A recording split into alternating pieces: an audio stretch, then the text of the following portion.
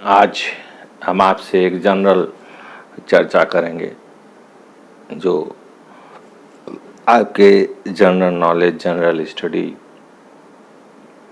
कह लीजिए।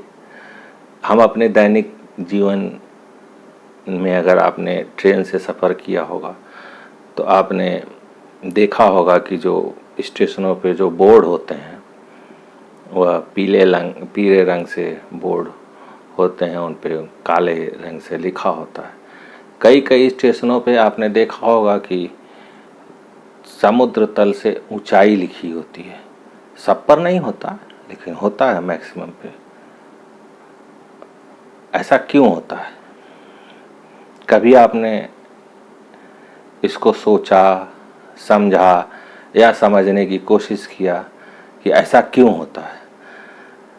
इसका क्या महत्व है, क्या मतलब है, क्यों लिखा जाता है? कुछ में लिखा जाता है, कुछ में नहीं लिखा जाता है। ऐसा क्या कारण हो सकता है?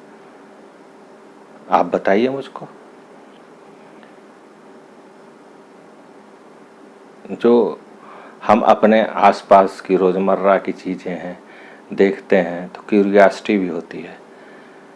शायद ये भी हो सकता है कि आपने देखा हो लेकिन इग्नोर कर दिया हो, कोई बहुत उसको गंभीरता से नहीं लिया हो। लेकिन बात है, मज़े की बात है और उसको समझने की बात है। भाई, ट्रेन हमारे देश की लाइफ लाइन है। इसमें कोई दो राय नहीं है कि अगर रेलवे ना होता, भारतीय रेलवे ना होता तो हमारा देश पूरी तरह ठप हो जाता। कितने लाखों लोग प्रतिदिन एक शहर से दूसरे शहर, एक छोर से दूसरे छोर आना जाना उनका लगा रहता है। और मुझे लगता है कि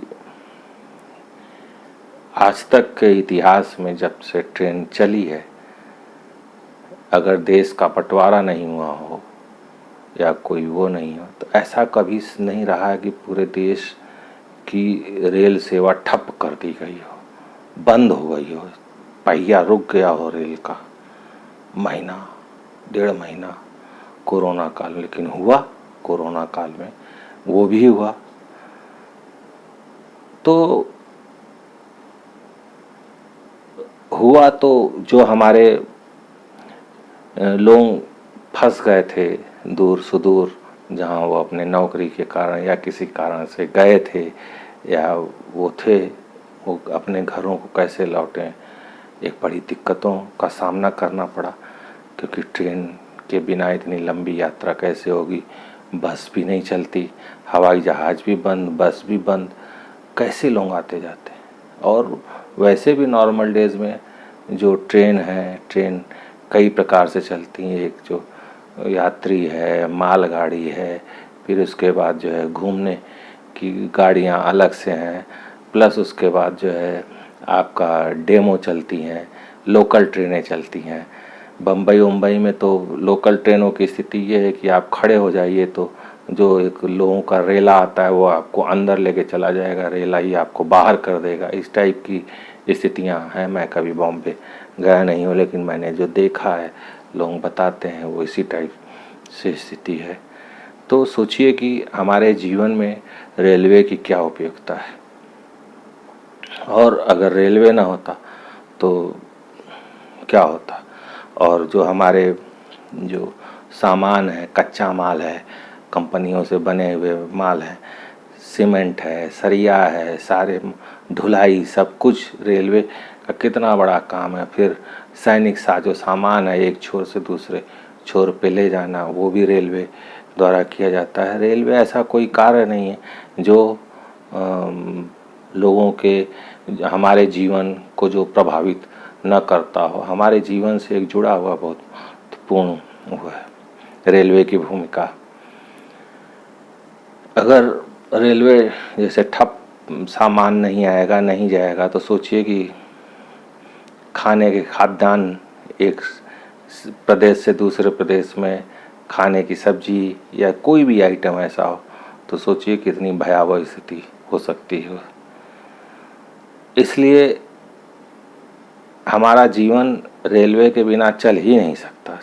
और रेलवे का कोई भी स्थान, कोई भी ट्रांसपोर्टेशन, कोई भी कितना हो जाए, लेकिन रेलवे का स्थान कोई भी नहीं हो रहा है, नहीं ले सकता है। जो इसमें जो हम मेन मुद्दा था कि हमने आपसे चर्चा यहाँ से किया कि हमने उस बोर्ड पे, स्टेशनों के बोर्ड पर यह देखा कि समुद्र तल से ऊंचाई लिखी होती है। वह क्यों लिखी होती है? हमने उसको बहुत गंभीरता से नहीं लिया, कोई महत्व नहीं दिया, ना उसको कभी जानने की कोशिश की। लेकिन जानना चाहिए कि क्यों है, क्यों लिखा जाता है, क्यों। भाई ऐसी कोई चीज़ तो सूचना कहीं पे भी सरकार नहीं लिख देगी, क्यों लिखी होती है? इसमें आम यात्री जो होता है उसका कोई, उससे सही चीज़ तो यह है कि उससे कोई लेना देना नहीं होता। समुद्र तल की ऊंचाई से उस आम आदमी का कोई लेना देना नहीं होता। लेकिन रेलवे और रेलवे के कर्मचारियों का उससे लेना देना होता है। वह इस प्रकार होता है कि एक ट्रेन चालक और गार्ड के लिए इसका महत्व जो होता है वह है। उसमें ऊंचाई का मतलब यह है कि जमीन असमतल होती है, कहीं ऊपर होगी, कहीं नीचे होगी, लेकिन जो समुद्र का सरफेस होता है वह एक बराबर माना जाता है। और किसी भी उसकी ऊंचाई, भूमि की ऊंचाई, वह समुद्र तल से ही लेते हुए उसकी ऊंचाई मानी जाती है। क्योंकि धरती तो कहीं पे आप ऊंचा देखें, कहीं नीचा देखें, एकदम प्लेन हो, ऐसा संभव नहीं है। इसलिए पूरी की पूरी उसकी मदद ली जाती है कि समुद्र की जो गहराई है, समुद्र की जो चीज़ें हैं, वह कभी पटने वाली नहीं है। और उसकी ऊंचाई को एक मानक मानते हुए भी वो एक ही रहता है। कितनी भी विपरीत परिस्थिति हो, वह एक बराबर होती है। समुद्र की जो गहराई है उसका जो बेस है।